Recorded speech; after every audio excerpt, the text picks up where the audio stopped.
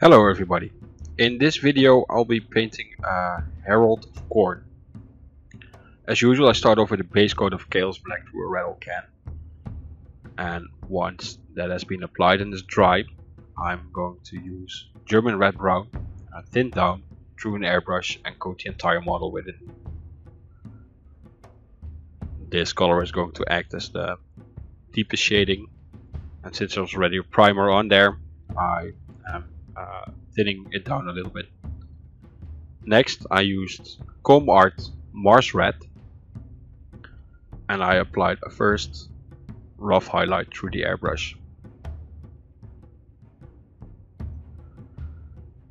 This is then followed by a second highlight of deep red. Also I applied this through an airbrush, as you can see.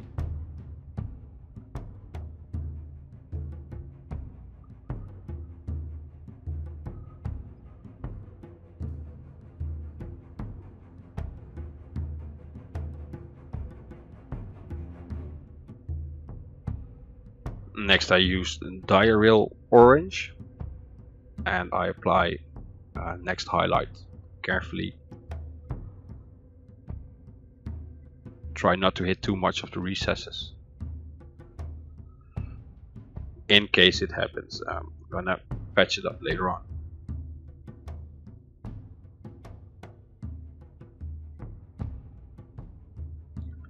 Next I take the same color, and with a brush I reinforce the orange tone where I want it to pop a little bit more.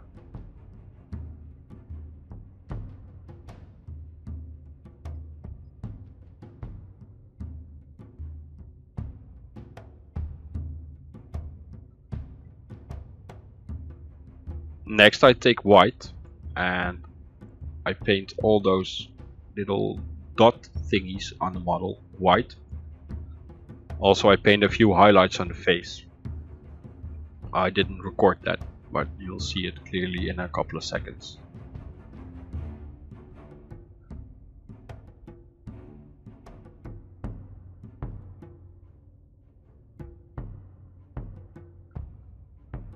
Next, using light red, I made a glaze, and I glazed over all the white parts I just painted white.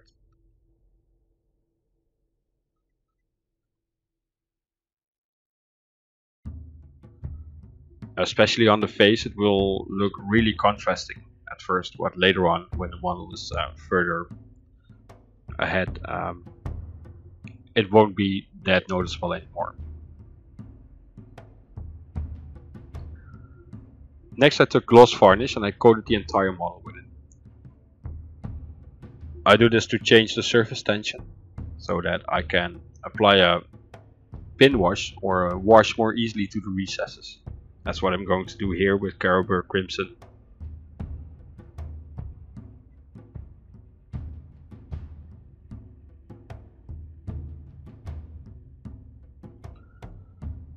I just went by all the recesses that I wanted to be a bit darker of color. Next I took black metal and I blocked in all the metallic parts on the model.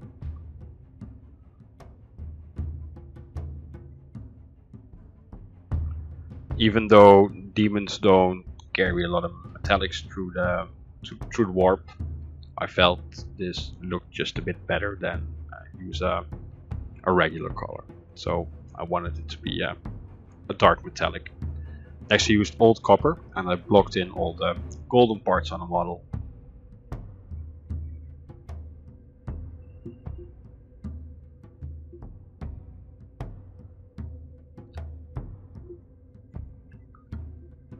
Once that's dry, I take non-oil and I apply a wash to the metallic parts, and this is a fairly heavy wash.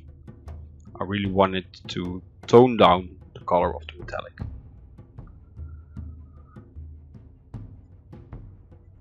Then using Agrax Earthshade, I do the same thing to all the golden parts. Again, in a fairly heavy manner. I really want this to be showing.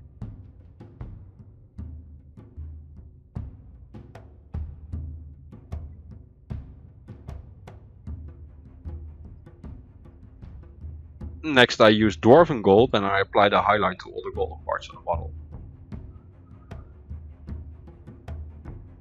And as you can see, I do this in a edge highlighting manner, but not a really thin edge highlight, just a bit thicker to make it clearly visible.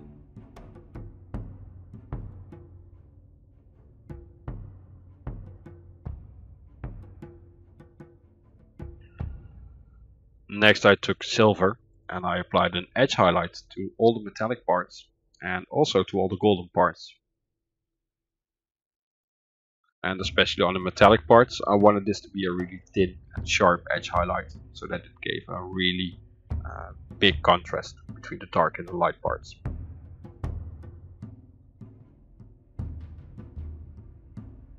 As for the golden parts, I apply it now in a thin edge highlight.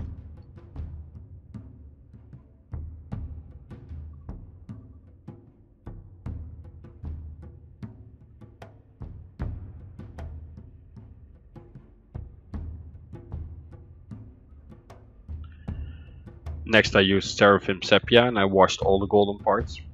This helps to make the gold color a bit darker and it changes the silver color to a more gold-like color.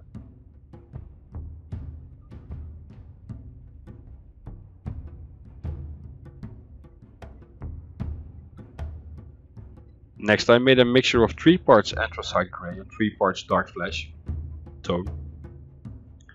And with this mixture I blocked in the nails and the horns, teeth on the model. I used a 3 to 3 part mixture because I was going to mix in colors for the next layers.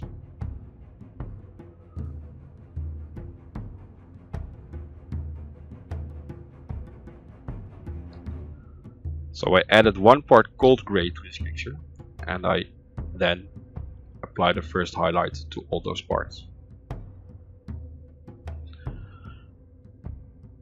As for the horns, I make sure I'm starting to work on the lining that I want to be there later on, as you can see here.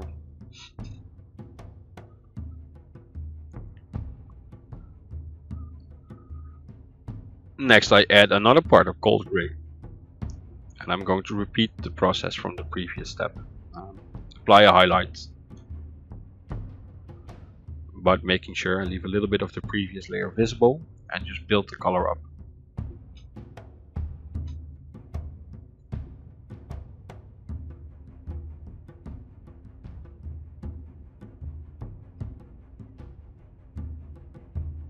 Next I added 1 part dead white to the mixture and I started painting in these thinner lines on the horns. Don't forget to paint the teeth and the nails as well.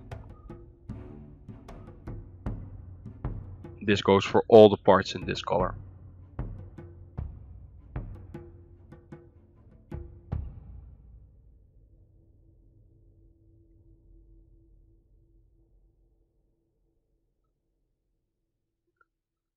And for the final highlight, I add two more parts dead white to the mixture.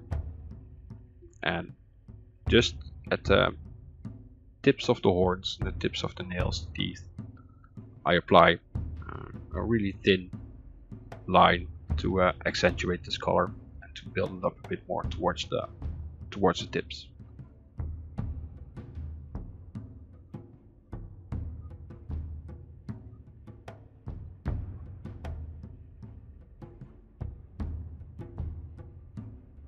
Then using pure dead white, I blocked in the eyes.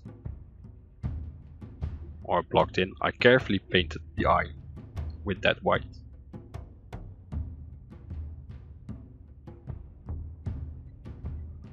And then I took earth and I painted those little straps the model has for the armor panels on his arms. And I blocked in all the skulls with earth.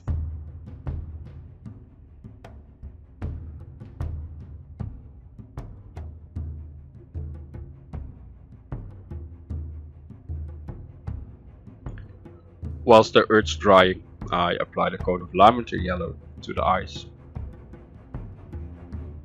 And as you can see, I applied a fairly thick coat to make the eyes bright but not too bright. Next I took Airbrush Earthshade and I washed the straps for the armor, and I washed all the bone skulls. And especially on the skulls, this was quite a heavy wash to get a nice dark color in the recesses.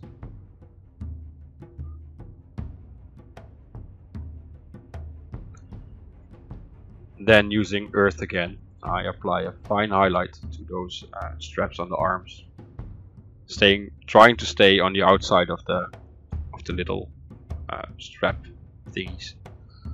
Next I made a mixture of 1 part earth and 1 part khaki, and I repeated this process in an even thinner line.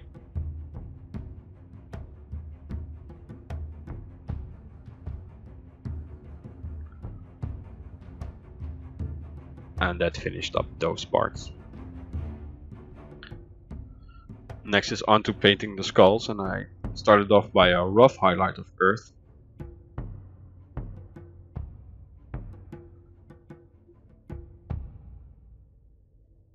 I'm not going to show all the parts, I will tell you the mixtures that I used. After the earth, it's a mixture of 2 parts earth and 1 part bone white to strengthen the highlight, and then it's a mixture of 1 part earth and 1 part bone white, which is the one you're watching right now, to build up the color. Since there are a lot of skulls on this model, I decided to spend a little bit of extra time on them. Normally I'll do them a bit quicker, but the huge amount of them on this model made me decide to spend a bit more time on them. Next I highlighted it in a mixture of 1 part earth with 2 parts bone white, and this is then followed by a highlight of pure bone white, and constantly I'm following the same principles of just strengthening the previous color, previous highlight, leaving little bits visible, and painting in this manner gives a lot of room to patch up little mistakes later on. In the meantime, I painted the blade for the sword in dark flesh tone. This is going to act as the deepest color, and also it's going to be a color where the first red colors will be visible on. And then back to the skulls, I made a mixture of 2 parts bone white, 1 part dead white, and I highlighted it with that, and then it's followed by a final highlight, the one you're watching, of 1 part bone white and 1 part dead white. So the skulls are finished here, and now it's onto painting the hairs on one of them. And I started with just blocking the hairs in with charred brown. Once that's done, I'm going to highlight the raised hairs with a mixture of 1 part charred brown and 1 part beastie brown. This is pretty simple, just paint the raised hairs in this color.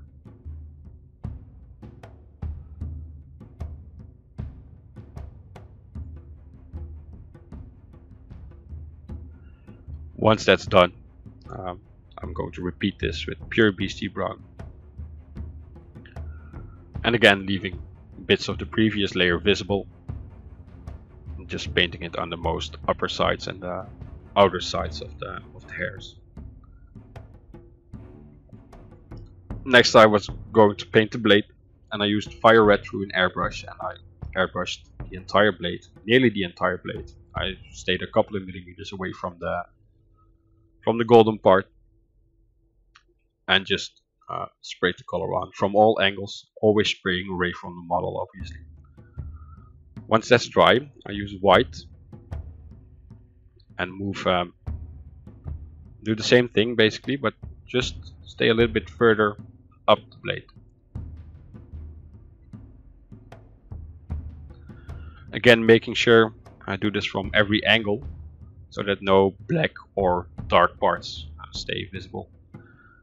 Then it's back to fire red again and just spray over the white parts.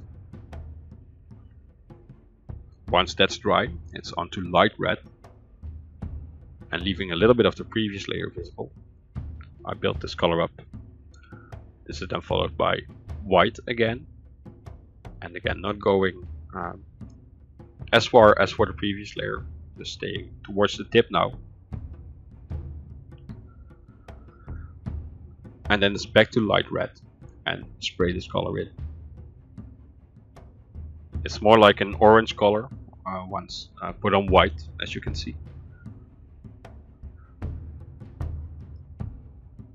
And then one final coat of white on the tip.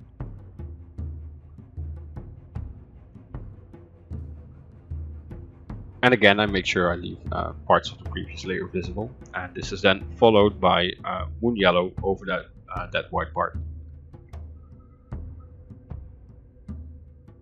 The one thing for this I was worried about the most was that I had to make sure I was hitting that upper part on the blade that's on top of it. I'm going to paint that completely white now.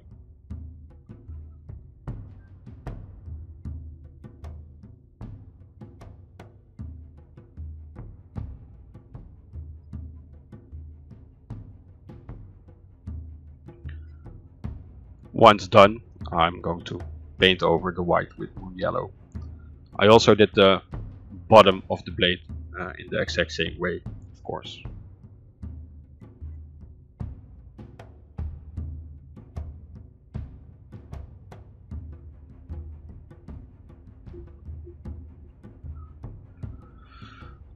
Here was I thinking the model is done, but then I noticed I forgot to paint the tongue. So I painted that with hex lichen. Just blocking it in, like well, nearly every part got blocked in the first stage. Then I made a mixture of one part hex lichen and one part warlord purple, and I applied a rough first highlight to it. Just making sure I leave the deepest recesses untouched. I then add one part squid pink to this mixture, and now I'm going to be more careful in applying a next highlight.